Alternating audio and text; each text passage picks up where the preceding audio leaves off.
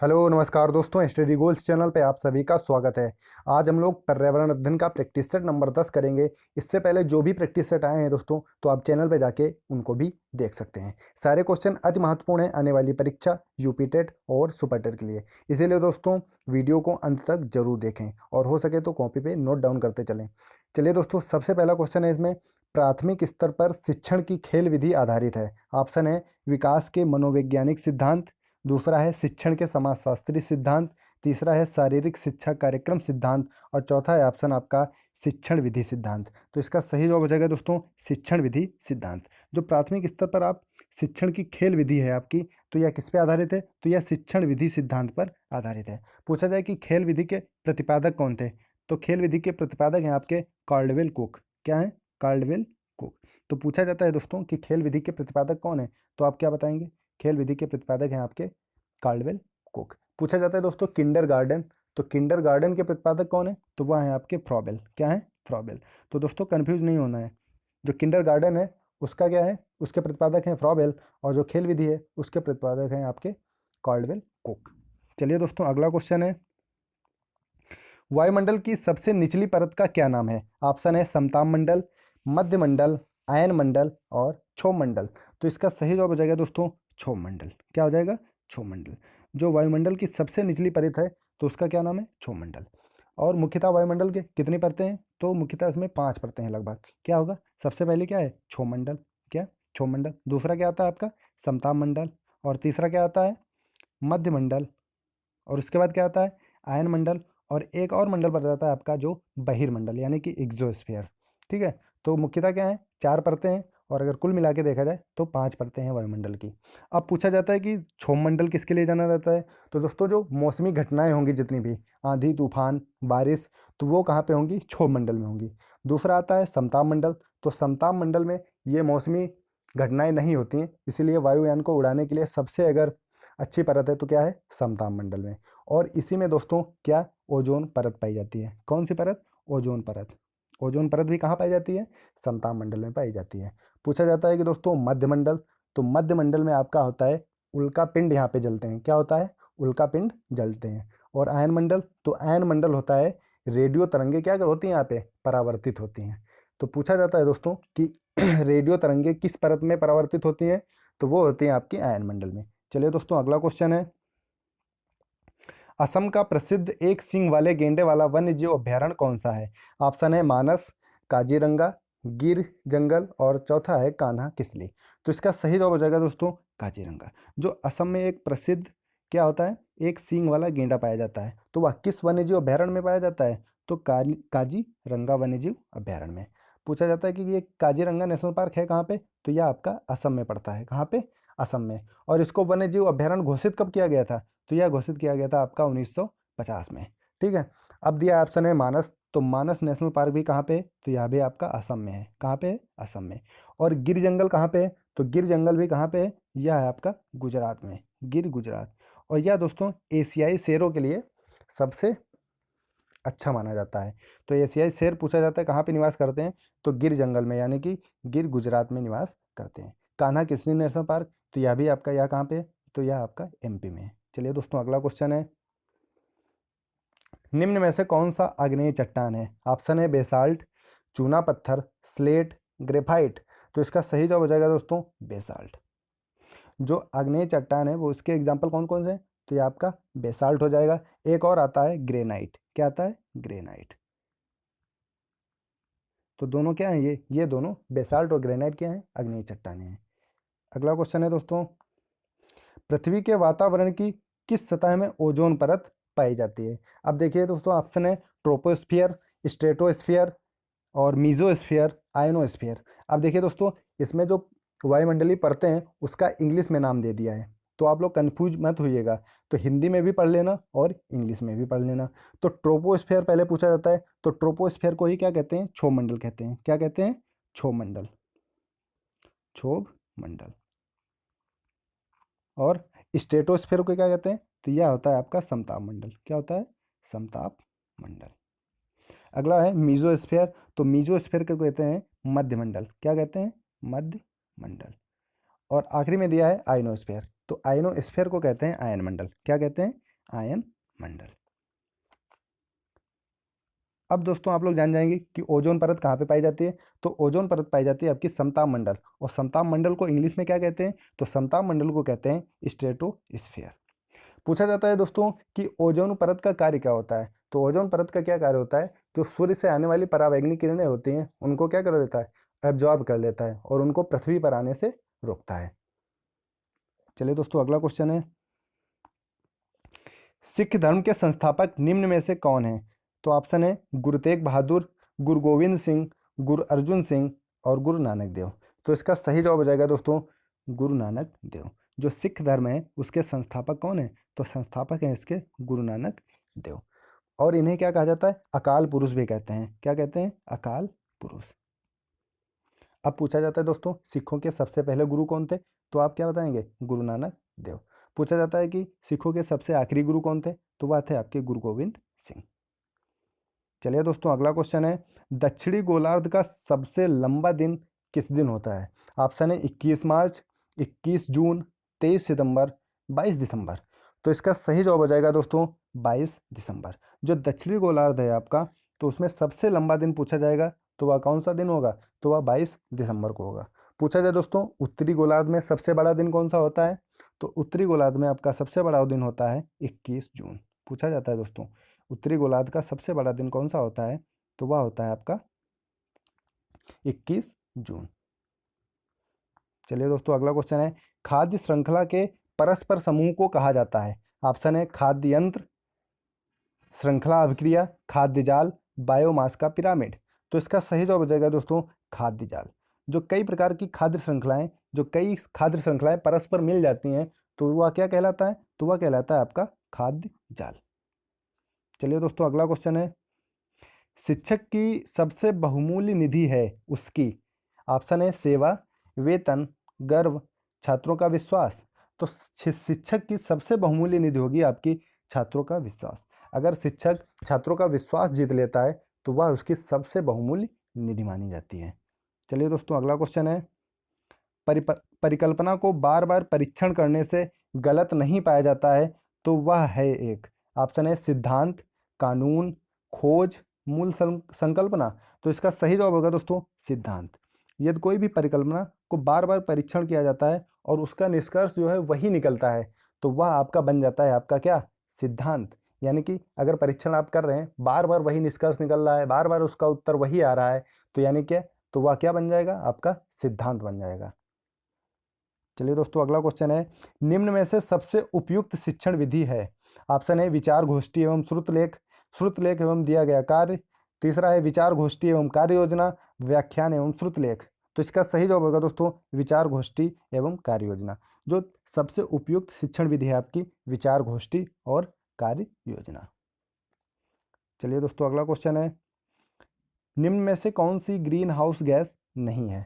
Option है carbon dioxide, nitrous oxide, helium, methane. तो इसका सही जवाब हो जाएगा दोस्तों हीलियम। जो हीलियम गैस है वो आपकी ग्रीन हाउस गैस नहीं है। और पूछा जाए दोस्तों ग्रीन हाउस गैस होती क्या है, तो ग्रीन हाउस गैसें ये होती हैं कि जो सूर्य का तापमान है तो वो क्या होता है, उसको ऊपर से तो एब्जॉर्ब कर लेता है, मगर जो पृथ्वी का टेम्परेचर है उसको वापस नहीं जाने देता। इसीलिए इनको क्या कहा जाता है, ग्रीन हाउस गैसें कहा जाता है। पूछा जाए दोस्तों कि सबसे बड़ी ग्रीन हाउस गैस कौन सी है, तो सबसे बड़ी ग्रीन हाउस गैस है आपकी CO2। उसके बाद दूसरे नंबर पे आता है आपका जलवाष्प। जलवाष्प पूछा जाता है दोस्तों, पूछा हुआ क्वेश्चन है कि सबसे ज़्यादा ग्रीन हाउस गैसों में कौन सी गैस प्रतिनिधित्व करती है, तो वह CO2 सबसे बड़ी ग्रीन हाउस गैस है। और ये गैसें क्या होती हैं, पृथ्वी के तापमान को क्या कर रही हैं, बढ़ा रही हैं। चलिए दोस्तों अगला क्वेश्चन है, निम्न नदियों में से कौन सी नदी बंगाल की खाड़ी में गिरती है। ऑप्शन है ताप्ती, सुवर्णरेखा, नर्मदा, सिंधु। तो इसका सही जवाब हो जाएगा दोस्तों सुवर्णरेखा। जो मुख्यतः नदियां क्या हैं, बंगाल की खाड़ी में गिरती हैं। तो इसमें से सुवर्णरेखा है जो आपकी कहाँ गिरती है, तो यह बंगाल की खाड़ी में गिरती है। और जैसे दोस्तों नर्मदा दिया है ऑप्शन में और ताप्ती, तो नर्मदा और ताप्ती आपकी कहाँ पे गिरती हैं, अरब सागर में गिरती हैं। कहाँ पे, अरब सागर में। दोस्तों मान लीजिए ये आपका भारत है, ये आपका भारत का नक्शा है, और यहाँ पे आपका पड़ता है बंगाल की खाड़ी। क्या है, बंगाल की खाड़ी। और यहाँ पे है आपका अरब सागर, अरब सागर। तो मुख्यतः जो नदियाँ होती हैं वो दोस्तों पश्चिम से पूर्व की तरफ बहती हैं। पश्चिम से पूर्व की तरफ। मगर मुख्यतः दोस्तों दो नदियाँ जैसे ताप्ती और नर्मदा, ये नदियाँ दोस्तों पूरब से पश्चिम की ओर बहती हैं, और इसीलिए ये क्या भ्रंश घाटी से होकर बहने वाली नदियाँ भी हैं। जैसे पूछा जाता है दोस्तों भ्रंश घाटी से बहने वाली सबसे बड़ी नदी कौन सी है, तो आप क्या बताएंगे, नर्मदा। और उसके बाद पूछा जाए भ्रंश घाटी से बहने वाली दूसरी सबसे बड़ी नदी, तो आप बताएंगे ताप्ती।